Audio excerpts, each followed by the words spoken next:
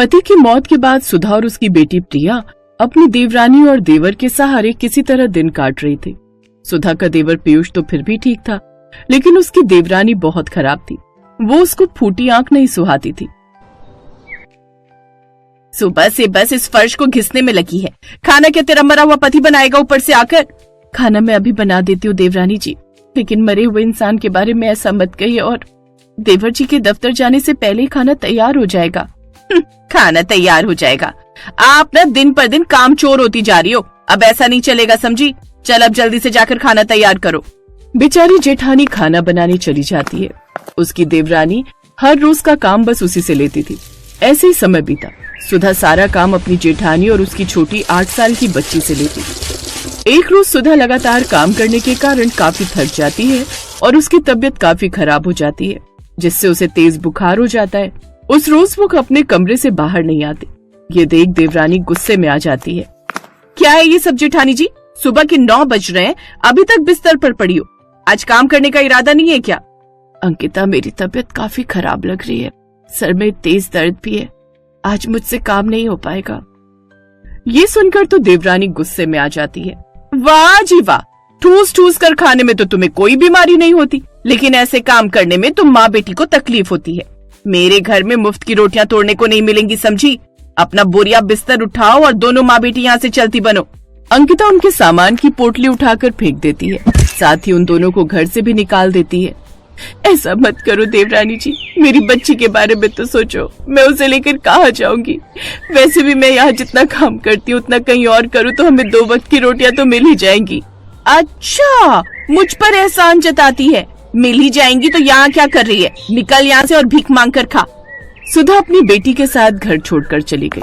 बुखार से तपती हुई वो लगातार अपनी बेटी के साथ पैदल चलती रहती है, लेकिन कुछ दूरी पर चलते चलते उसकी तबीयत और भी बिगड़ने लगती है और वो चक्कर खाकर गिर जाती है।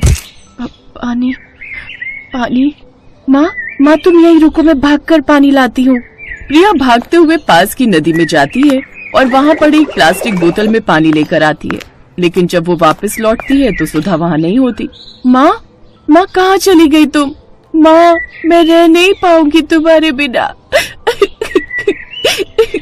अब प्रिया जोर जोर से रोने लगती है। वो आस पड़ोस के लोगों से अपनी माँ के बारे में पूछती है।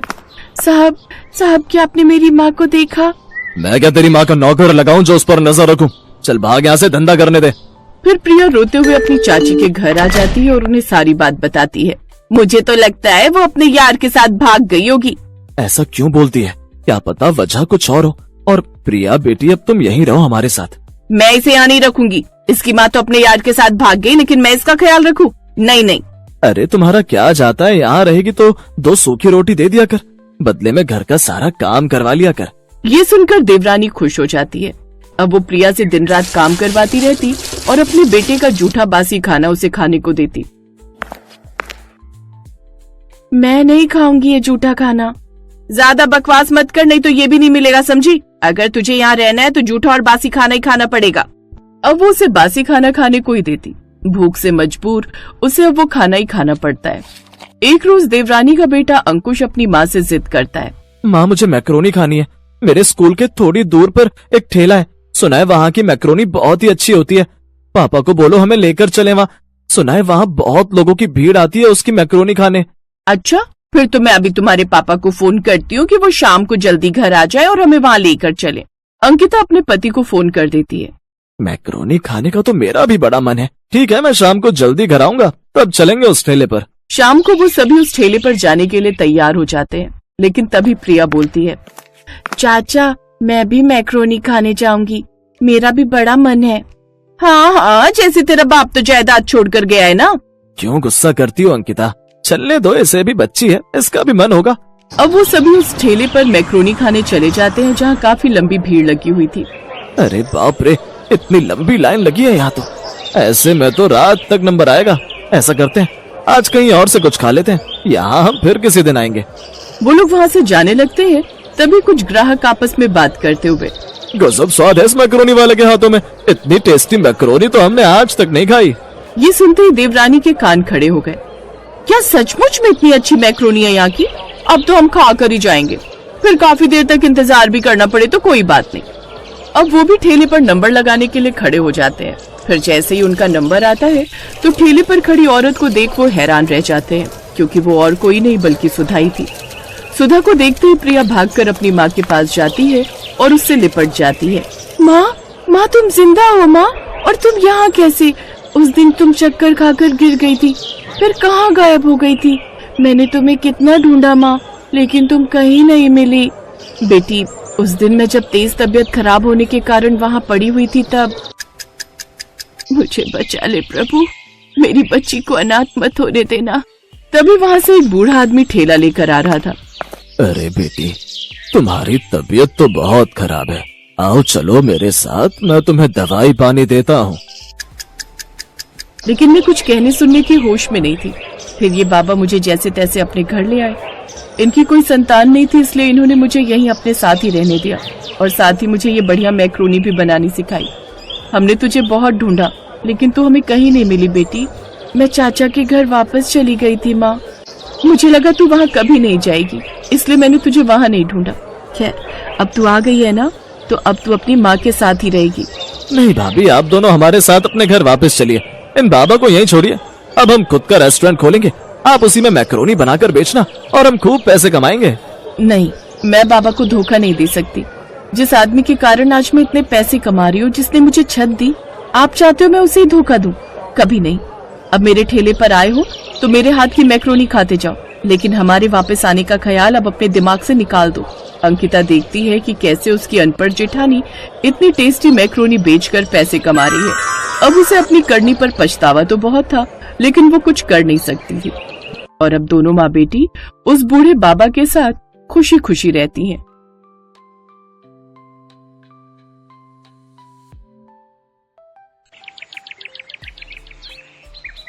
अरे बहन जी, घर की बहू में तो साक्षात माँ अन्नपूर्णा का वास होता है। अपने परिवार को अच्छा अच्छा स्वादिष्ट और ताजा भोजन खिलाना तो हर औरत का धर्म होता है। बिल्कुल सही कह रही हो बहन जी, लेकिन आजकल पारिवारिक लड़की ढूंढ पाना उतना ही मुश्किल है जैसे गधे के सर में सींग। अब आप हमें ही ले लीजिए। अर्णव मेरा इंजीनियर है, कम से कम लाखों में सैलरी है उसकी, लेकिन फिर भी अपनी पसंद की लड़की नहीं मिल रही। वो क्या है ना, मेरा अर्णव विदेशी खाना खाने का बड़ा ही शौकीन है। कहता है सिर्फ उसी लड़की से शादी करूंगा जो विदेशी खाना यानी कॉन्टिनेंटल फूड, कॉन्टिनेंटल फूड बनाना जानती होगी। और आपको तो आजकल की लड़कियों का पता ही है, इंडियन खाना तो उनसे बनता नहीं, तो विदेशी तो क्या ही बनाएंगी। अरे ना बहन जी, सब लड़कियां एक सी ना होती। मेरी सानवी तो हर तरह का खाना बनाना जानती है, खासकर वो विदेशी कॉन्टिनेंटल फूड। फिर तो जल्दी से उसे बुला दीजिए। उर्मिला अपनी बेटी को बुलाने अंदर जाती है। देखो सानवी, जो भी हो, बस इस इंटरव्यू को क्लियर कर ले। बहुत बड़ी पार्टी आई है रिश्ते के लिए, खूब नौकर चाकर और गाड़ियां हैं घर में। तेरी बात पक्की हो गई ना तो तू राज करेगी राज।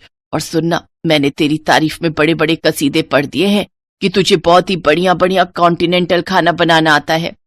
माँ, मुझसे आलू पूड़ी रोटी सब्जी ये सब तो ठीक से बनता नहीं। पराठा बनाती हूँ तो पहचानना मुश्किल हो जाता है कि पराठा है या श्रीलंका का मैप। और कॉन्टिनेंटल डिशेस का तो मुझे नाम तक नहीं पता। अरे शुरू में तू ना वो यूट्यूब देखकर बना लियो, फिर जब उनका मन भर जाएगा कॉन्टिनेंटल खाना खाकर तो वो खुद ही मना कर देंगे बनाने को। वैसे भी अंग्रेजों का ये बेतुका खाना ज्यादा दिन तक थोड़ी ना खाया जाता है। चल अब अच्छे से टचअप लेकर बाहर आ जा। तैयार होकर सानवी बाहर आ जाती है। फिर बातचीत में अर्णव की मम्मी और अर्णव को सानवी बहुत पसंद आती है। साथ ही जब वो ये पूछते हैं कि उसे कॉन्टिनेंटल खाना बनाना आता है तो इस पर सानवी कहती है, कॉन्टिनेंटल खाना? जी, वो बनाना तो मेरे बाएं हाथ का खेल है। ये बात सुनते ही लड़के वाले झट से शादी के लिए तैयार हो जाते हैं। कुछ ही दिनों में दोनों की शादी भी हो जाती है। शादी के बाद देखो सानवी, तुम्हारे हाथ के बने कॉन्टिनेंटल खाने की तारीफ तो हमने बहुत सुन ली, अब आज जल्दी से कुछ बढ़िया सा बनाकर खिला दो। अभी बनाकर लाती हूँ। रसोई में जाकर वो यूट्यूब खोलती है, फिर सोचती है, नहीं, अगर मैंने इन्हें कोई फेमस डिश बनाकर खिलाई तो ये लोग समझ जाएंगे कि मुझे कुछ भी बनाने नहीं आता। ऐसा करती हूँ, कुछ भी बना देती हूँ और उसे कोई भी नाम दे दूंगी। सानवी फ्रिज खोलती है, उसे उसमें तुरई दिखाई देती है। वो कच्ची तोरी में मसाले लगाकर ओवन में ग्रिल होने के लिए रख देती है। कुछ देर बाद वो उसे बाहर निकालती है तो देखती है सारी तुरई करारी हो गई होती है। हे भगवान, ये तो कुछ ज्यादा ही करारी हो गई है। हाँ, एक काम करती हूँ, मेयोनीज और टमाटो केचप दोनों को मिक्स करके इसके ऊपर लगा देती हूँ। फिर सानवी पूरे कॉन्फिडेंस के साथ वो परोसती है और खुद किसी बहाने से रसोई में चली जाती है। वो डिश देखकर अर्णव अपनी माँ से कहता है, छी माँ, ये कौन सी सब्जी की डेड बॉडी है, काली पीली सी। छी माँ, मुझे तो देखते ही उल्टी आ रही है। ऐसा ना हो मुझे उल्टी हो जाए। चुप कर तू, पता भी है मैंने कितने कसीदे पढ़े हैं तेरी तारीफों के। तू मॉडर्न है, तुझे विदेशी कॉन्टिनेंटल खाना पसंद है। अब कहीं बहू को पता चलेगा ना तू ऐसा है तो कहेगी किन गवार लोगों से पाला पड़ गया है। अब उसने बनाया है तो कॉन्टिनेंटल डिश ही होगी कोई। तू तो बस बीच बीच में झूठी मूठी तारीफ करता रही हो। ठीक कहती हो माँ, लेकिन सच्ची में माँ, ये बहुत ही वाहियात है खाने में। तभी सानवी वहां आ जाती है। वाह वाह बहू, क्या मजेदार कॉन्टिनेंटल खाना बनाया है तूने। इतना मजेदार खाना तो मैंने किसी 5 स्टार होटल में भी नहीं खाया। अरे वाह, माँ जी को मेरे हाथ की ये जली हुई तोरई इतनी पसंद आई। वाह वाह वाह भगवान, तूने बचा लिया। हाँ सानवी, अच्छा बना है। अब तुम कल बनाना इटालियन पास्ता। हाँ हाँ, क्यों नहीं। कम से कम कुछ तो जानी पहचानी चीज खाने को मिलेगी।